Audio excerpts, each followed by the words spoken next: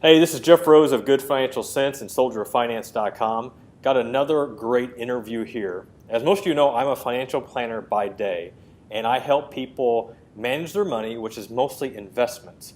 But when it comes to debt and how to take care of past debt or helping with debt settlement, that's where even myself as a certified financial planner, I don't have a lot of knowledge in that area. And that's why I wanted to bring Damon Day of Damon Day Associates on here, who has helped hundreds of people with getting rid of their debt and also avoiding debt settlement scams. So, Damon, I just wanted to welcome to our little video here. Well, thanks for having me on, Jeff. So I just want to kind of get into it and just kind of share with people what really got you to where you're at now with founding Damon Day Associates.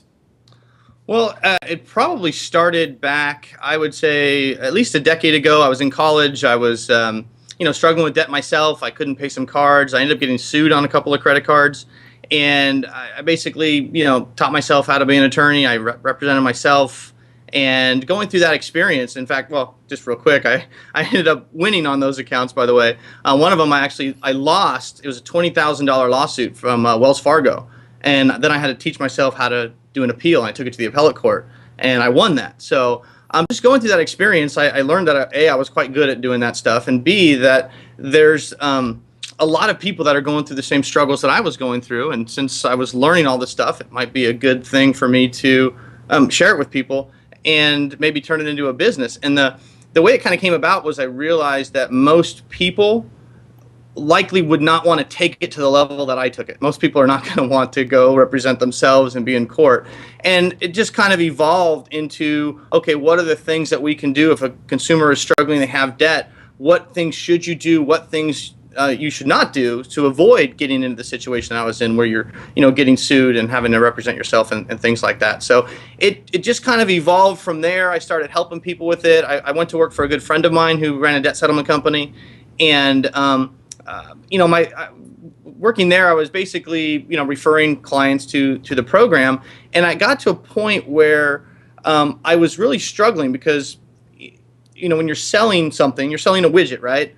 Well, if a lot of people are calling in, I was doing a free consultation, they would call in, and I would go over their situation, but they wouldn't really maybe fit what I was selling.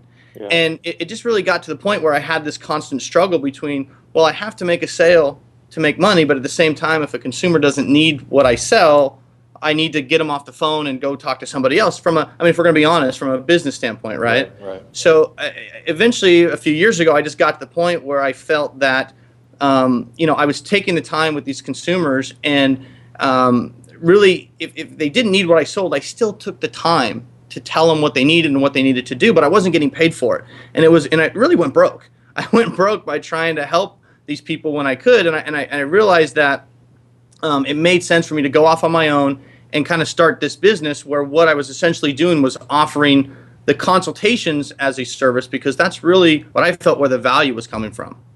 Gotcha.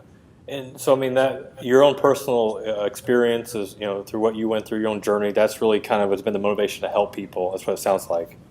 Well, yeah, as far as, helping people, to me, it's just kind of human nature. I think most of us are hardwired to, if you want to help somebody. So if you have this knowledge that, there's a lot of people struggling that could benefit from that knowledge, if you could create a business and earn a living by helping other people at the same time, then that's just a win-win, right?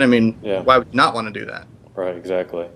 So tell, as far as your consultation, walk us kind of through what that really means, or what you actually do to help people. Well, before I went out on my own and I started charging for my consultations, I really thought about it for a long time, because I was really, it almost was like financial suicide because most consumers are programmed to get a free consultation, right? We always you even get free consultations, but your business is obviously a lot different. But you talk to a bankruptcy attorney, you get a free consultation. You talk to a debt settlement salesperson, everything's kind of free. Right.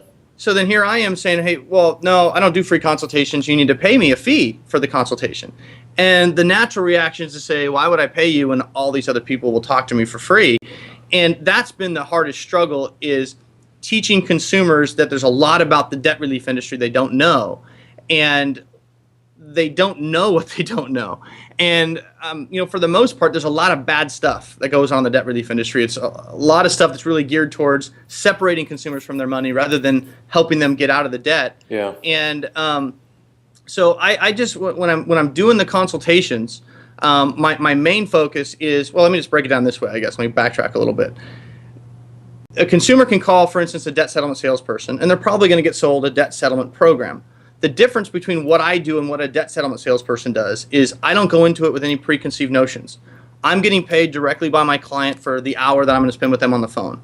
What my job is to do is to learn about the consumer situation and figure out exactly what the best financial strategy is going to be, whether that's bankruptcy or debt settlement or credit counseling or something else altogether. My focus is not to sell them something because I don't get paid to sell them something. I get paid to tell them what they need to do. So once we figure out a step-by-step plan and exactly what they need to do, if they do need to hire a company, I can refer them to a good company that I know and trust and then get them a discount from that company that's even much larger than what my consultation fee was in the first place. So basically, in a nutshell, what I do is I work with the consumer to figure out exactly what they need to do, show them how to implement that, and then work with them to make sure they don't get taken advantage of or ripped off by some program that's trying to sell them some widget or whatever, some one-size-fits-all solution. So it's basically having somebody on their side is really what it is. I don't know much about a lot of these other debt settlement companies. You mentioned as far as them charging and selling, having that free consultation and then charging them for that widget. What kind of prices do you expect consumers to pay for these programs that they may not need? Well, and I want to clarify one thing too. I don't think that a lot of the debt settlement salespeople are like evil or not really wanting to help people. I don't believe that at all. I believe most people are very good. And as far as debt settlement goes, I believe a lot of them just don't understand fully what they're selling because they're salespeople. They don't have a financial background. Okay, Gotcha. So that I just want to clarify that I'm not saying all the debt settlement salespeople are evil. Most of them and most of them would refer their families and things like that. And not necessarily saying that it's the worst thing ever, but it might just not be the best thing for a consumer. So as far as fees and stuff, with debt settlement, I mean, you're typically looking at, depending on how much your debt is, I mean, you could be looking at $2,000, $3,000, $4,000, $5,000, $10,000, $15,000 in fees. So we're talking about a lot of money. So investing $147 to make sure you really need to spend $10,000 before you actually do it, it's kind of a no-brainer. I mean, in my book. Which is why, even though when I started the business, I went out and I looked for other people to see who else was doing this business, right? Because whenever you start a business, you want to see who's doing it well, who's not doing it well, what can I learn so I don't make the same mistakes. Right. I couldn't find anybody. And I'm not saying there's nobody else out there that does what I do, but I couldn't find one. And that made me really nervous, and that's why I said it might have been financial suicide, because if somebody else is not doing it and there's a huge need for it, there might be a reason they're not doing it. And the reason is it's a lot harder to make money by saying, hey, look, instead of charging you $10,000, I'm going to charge you $150 and tell you whether or not you even need that service. I could make a lot more money if I would just refer them to the company for $10,000. I'd probably get a $2,000 kickback on that. Mm-hmm. So it's really hard from a business standpoint to forego that and say, nope, I'm going to help you for $150. And then instead of getting a referral fee, I'm going to pass that referral fee on to the client as a discount. Wow.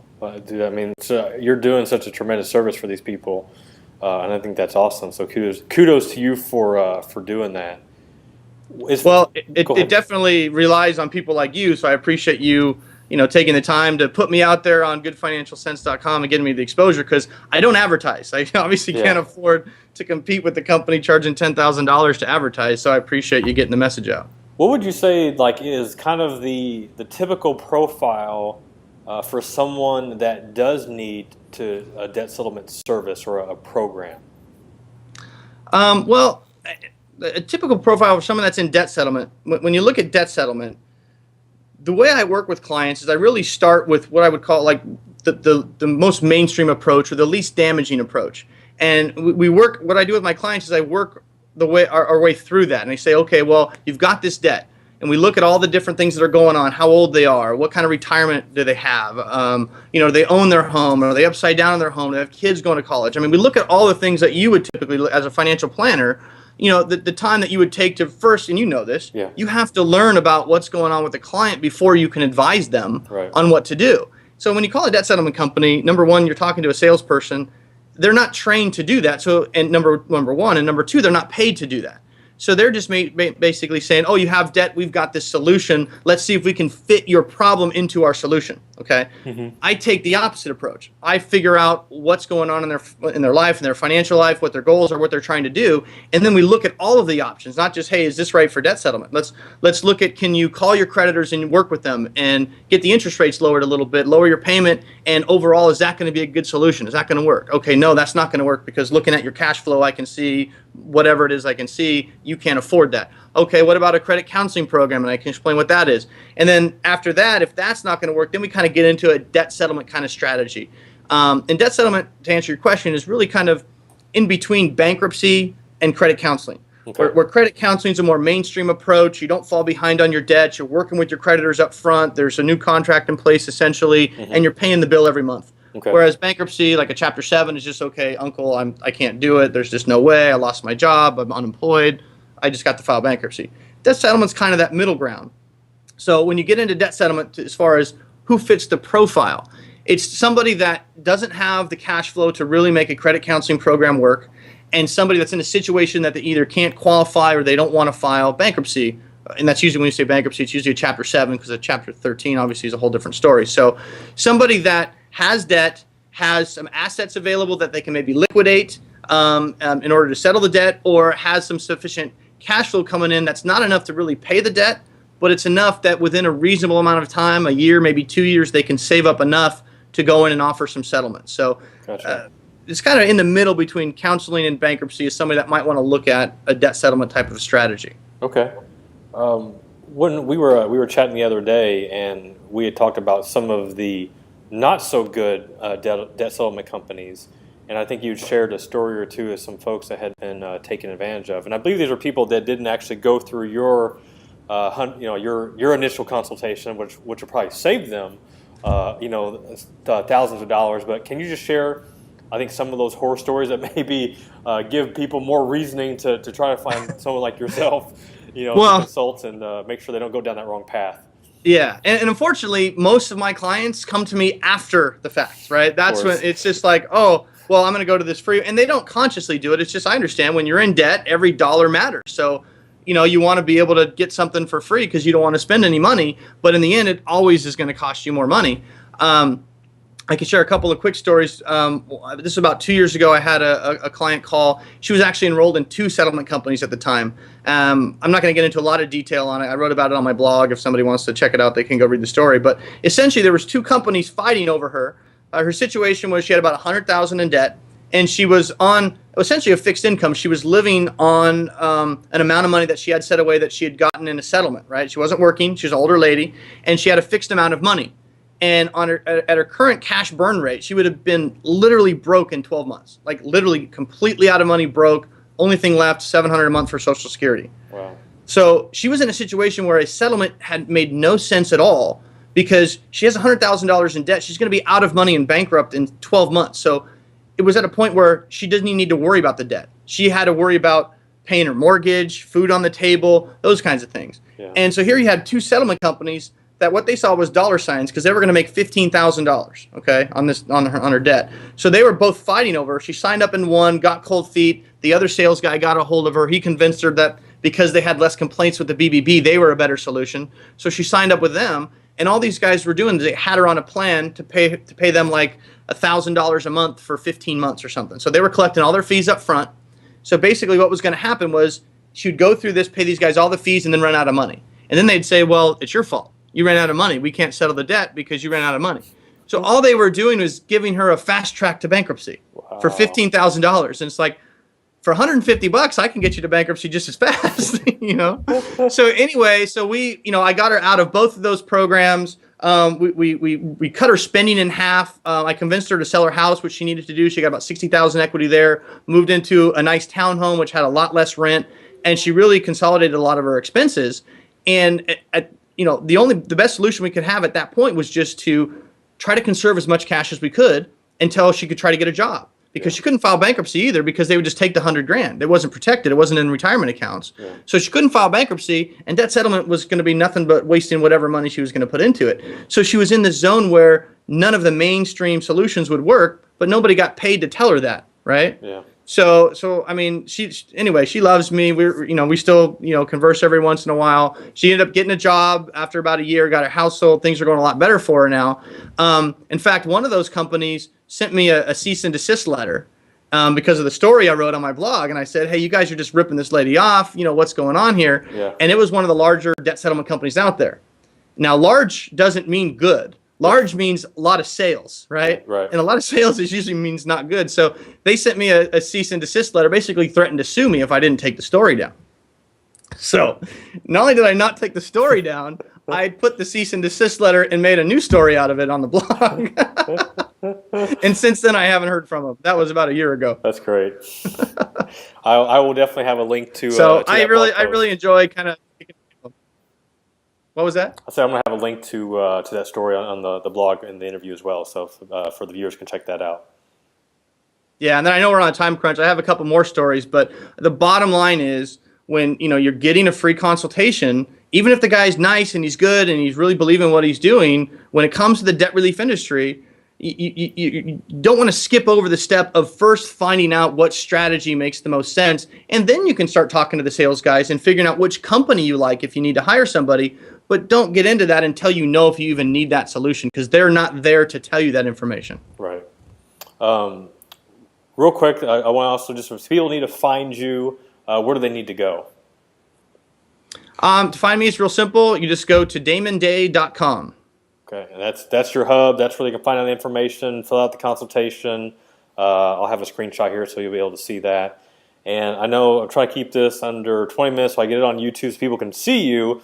But I want to close with the most important thing.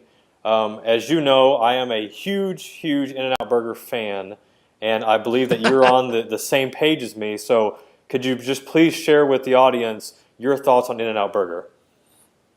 Well, I know you've got this big rivalry going on with who is it? A good Five Guys burger? Five Guys, yes. Yeah. Now I have never had Five Guys burger. They don't have that out here. I'll just tell you, I had it. You don't need to.